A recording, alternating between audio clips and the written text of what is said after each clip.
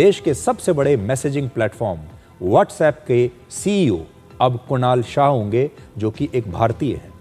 WhatsApp आपके पास भी होगा। व्हाट्सएप के सीईओ अब कुणाल शाह हैं। कुणाल शाह एक भारतीय फिनटेक स्टार्टअप कंपनी क्रेड के फाउंडर हैं। आपने सुना होगा इस कंपनी का नाम, CRED, क्रेड। पाकिस्तानियों से ज्यादा इंडियंस जो है वो इंटरनेशनल मार्केट में कम्पीट करते आए हैं और आईटी सेक्टर में तो सबसे ज्यादा कम्पीट कर रहे हैं। उसकी रीजन ये है, नेटफ्लिक्स की जितनी भी प्रोडक्शन है वो सब बाहर होती है। इंडिया में नेटफ्लिक्स का ऑफिस है, पाकिस्तान में नहीं है। ठीक है, ये वो चीजें हैं जो कि अब आपको अपने मुल्क में लानी पड़ेंगी। इंडिया ने उनको कॉन्फिडेंस दिया है कि हाँ हम कर सकते हैं। ठीक है। यहाँ पर जो कर सकता होता है वो पागल हो जाता है। आजकल एआई का दौर है। आप जो है वो लेटेस्ट टेक्नोलॉजीज नहीं अडॉप्ट करेंगे तो फिर आप हमेशा 50 साल पीछे ही रहेंगे।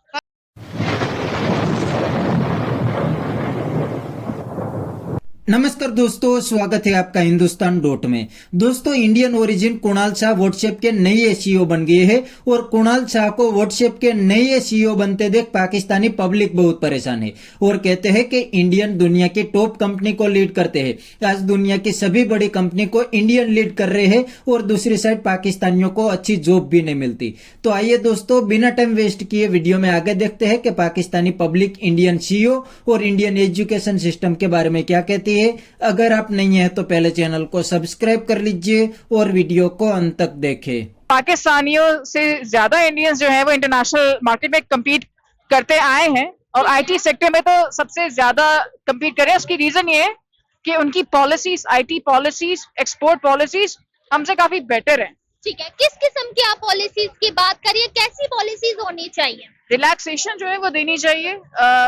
मिसाल के तौर पे नॉर्मल सी बात है कि यहाँ पे पेपैल जो है वो ओपन नहीं है। ठीक है, किसी भी फेसबुक का भी कोई मेजर आपको अकाउंट बना सकते हैं, लेकिन कोई हेडक्वार्टर नहीं है यहाँ पे। ठीक है। इसी तरह नेटफ्लिक्स की जितनी भी प्रोडक्शन है वो सब बाहर होती है। इंडिया में नेटफ्लिक्स का ऑफिस है, पाकिस्तान में नहीं है। ठीक है। ये वो चीजें हैं जो कि अब आपको अपने मुल्क में लानी पड़ेंगी ताकि आप इंटरनेशनल मार्केट में कम्पीट कर सको। अगर आपका यहाँ पे कोई ऑफिस नहीं है, ठीक है, तो फिर इट मीन्स के they do not consider the country safe. बिल्कुल आप सही बात कर रही हैं, लेकिन अब जैसे देखा जाए अमेरिका हो गया, फ्रांस हो गया, इंडिया में जाके इन्वेस्टमेंट करते हैं, इंडिया में जाके अपने ऑफिस खोलते हैं। पाकिस्तान की भी चाइना के साथ काफी अच्छी दोस्ती है, लेकिन वो इस तरह का स्टेप लेते हुए क्यों नहीं नजर आते? अच्छा, आपने बड़ी अच्छी बात की है। चाइना से रिलेटेड, चाइना का आईटी को लेकर बहुत सीरियस एटीट्यूड है। उनकी पॉलिसीज जो हैं वो they are building too fast. ठीक है, डेवलपमेंट बहुत तेज है। पाकिस्तान नहीं आना चाहिए। हाँ, लेकिन पाकिस्तान जो है वो नहीं आना चाह रहे and also we also lag in a lot of ways. मेरा यही मानना है कि जब तक कि आप अपनी पॉलिसीज में लीनियंसी नहीं लाएंगे, आजकल के दौर के हिसाब से, आजकल एआई का दौर है, आप जो है वो लेटेस्ट टेक्नोलॉजीज नहीं अडॉप्ट करेंगे तो फिर आप हमेशा 50 साल पीछे ही रहेंगे। सर मैम, क्यों नहीं अडॉप्ट किए जा रहे, क्या वजह लगी? उसकी रीजन ये कि जो करिकुलम पढ़ाया जा रहा है यूनिवर्सिटीज में, यूनिवर्सिटी तो बहुत बात की बात है, स्कूल्स में, ठीक है, वो काफी अभी आउटडेटेड हो चुका है। अभी काफी इम्प्रूवमेंट्स की हैं। आई विल नॉट से कि कहीं पे इम्प्रूवमेंट नहीं है, लेकिन इंडिया जो है वो नेशनल एजुकेशन पॉलिसी उनकी वो काफी पहले से एआई को अपने करिकुलम में बच्चों के लिए ले आए थे, ग्रेड 6 ऑनवर्ड्स। हम अभी ये चेंजेस कर रहे हैं, तो हम हमेशा उनसे 10-20 साल पीछे ही हैं। 10-20 साल पीछे है। कैसे इस तरह का कैरिकुलम बनाया जाए? और दूसरी चीज ये कि आपने भी लैब्स वगैरह में प्रैक्टिकल लिए होंगे, क्या आपको लगता है कि वो काफी है हमें इंटरनेशनली किसी भी चीज की तरफ लेके जाने के? देखिए, कंपटीशन तो उसमें तो तब मजा आता है ना जब आपके पास अगर टूल्स भी हो सारे, लेकिन अगर आपके पास ग्राउंड ना हो, लोग ना हो जिनके साथ आप कम्पीट करें, तो उसमें से 1-2 बच्चे अगर निकलेंगे, ठीक है, वो कहीं ना कोई बेहतर जगह पे पहुंचेंगे, लेकिन वो सीईओ नहीं बन पाएंगे। ठीक है।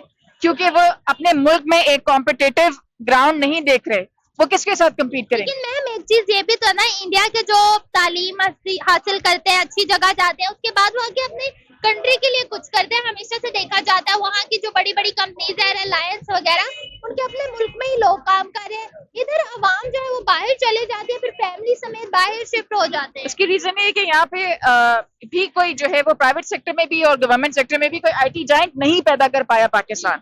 ठीक है, सेल्स की कंपनीज हैं, प्रोडक्ट सेल करती हैं, लेकिन हम उसको क्रिएशन नहीं बनाएंगे, सर्विस इंडस्ट्री में नहीं शुमार करेंगे। इसमें टाटा कंसल्टेंसी हो गई, इन्फोसिस हो गई, इस तरह की कंपनीज पाकिस्तान में नहीं है। उसकी रीजन ये कि हमारी एक्सपोर्ट कम है। जब हमारी एक्सपोर्ट ज्यादा हो जाएगी आईटी की, तो फिर इस तरह की कंपनीज बनने शुरू हो जाएंगी। अभी छोटे छोटे सॉफ्टवेयर हाउसेस ठीक है, कंक्लूजन की तरफ जाती हूँ। पाकिस्तान में आप पाकिस्तान के डाटा को फ्यूचर में देखती है, कोई इस तरह की चीज आएगी, कोई चेंजेस आएंगी इस तरह की? बिल्कुल, we have a lot of potential. बात सिर्फ ये है कि we should motivate our students, AI की तरफ जो है वो लाएं आप बच्चों को। मैम कोर्सेज तो हो रहे हैं, छोटे छोटे बेसिक कोर्सेज, नेट खोलते हैं तो उधर आते हैं। मेरे ख्याल से पाकिस्तानी गवर्नमेंट को टीम अप करना चाहिए, जो इंटरनेशनल प्लेटफॉर्म्स हैं जो बिल्कुल लेटेस्ट कंटेंट प्रोड्यूस करें, ताकि वो स्कूल्स में, एटलीस्ट गवर्नमेंट स्कूल्स में बच्चों की एक्सेस फ्री कर सके। ये डूएबल है। अभी व्हाट्सएप के जो हेड है वो कुणाल बन चुके हैं, इंडियन है, एक और इंडियन एक बड़ी कंपनी में आ चुका है। पाकिस्तान पहली 50 कंपनीज में भी कहीं वजूद नहीं रखता, वजह क्या लग रही है? पाकिस्तान क्यों वजूद नहीं रखता? पूरी दुनिया की मिलिट्री मान रही है कि पाकिस्तान आर्मी जिंदाबाद। पाकिस्तानी अरफा करीम टावर किसने बनाया? पाकिस्तानी ने बनाया। आप कैसा क्वेश्चन कर रहे हैं? यहाँ पे सवाल ये उठता है कि जो बच्चा पढ़ लिख के कुछ करना चाहता है उसके ऊपर गवर्नमेंट पाबंदी लगा देती है। ठीक है, आप पढ़े लिखे लोगों की बात करते हो तो असेंबली में देखें कि लोग क्या कर रहे हैं, डिग्रियां लेकर जाके वहां पे ये गाली गलोच कर रहे हैं। फिर ऐसी डिग्रियों से तो बेहतर है कि बंदा जानवर रख ले। 1,24,000 पैगंबर जितने आए सब ने भेड़ बकरी चराई। ठीक है, ये असेंबली में डिग्रियां लेकर लड़ते हैं, कोर्टों में डिग्रियां लेकर लड़ते हैं, फिर तरक्की कैसे करेगा मुल्क? तो सर आपने एक अरफा करीम टावर की मिसाल दी है, आर्टिफिशियल इंटेलिजेंस का आपको पता होगा कहाँ आपको नजर आ रही है? इस तरह के सैकड़ों टावर्स इंडिया में बने हुए हैं, यहाँ पे सिर्फ चंद टावर्स ही नजर आते हैं। बच्चे आपने बड़ा अच्छा सवाल किया कि चंद टावर इसलिए नजर आते हैं कि यहाँ पे हर चीज पे गवर्नमेंट का कमीशन आता है कि हमें हमारा कमीशन दो। हर चीज का एजेंट है, सेहत का एजेंट, PIA का एजेंट, सफाई का एजेंट। 22 करोड़ आवाम है, 36 करोड़ तो महकमे है। यहाँ पे रिश्वत दो, वर्दी लो। तो ये निजाम जब खत्म नहीं होगा, अभी ये जो नया कानून लॉन्च होने जा रहा है उससे आपको क्या लगता है कि पाकिस्तान की 22 करोड़ आवाम जो वो एक कैदी है? तो दोस्तों ये थे पाकिस्तानियों के रिएक्शन, और आपने वीडियो के अंदर देखा ने, अब तो पाकिस्तानी पब्लिक ने भी एक्सेप्ट कर लिया है कि इंडियन दुनिया की सभी बड़ी कंपनी को लीड करते हैं और दुनिया की सभी बड़ी कंपनी में इंडियन टॉप पे काम करते हैं, क्योंकि इंडिया का एजुकेशन सिस्टम बहुत अच्छा है, इसीलिए इंडियन टैलेंटेड होते हैं। लेकिन दोस्तों यहाँ पर दूसरी सबसे बड़ी बात यह है कि इंडियन दूसरी कंट्री या तो दूसरी कंपनी में काम करने जाते हैं तो अपने काम से मतलब रखते हैं, कोई फ्रॉड नहीं करते और कोई उल्टे सीधे काम नहीं करते।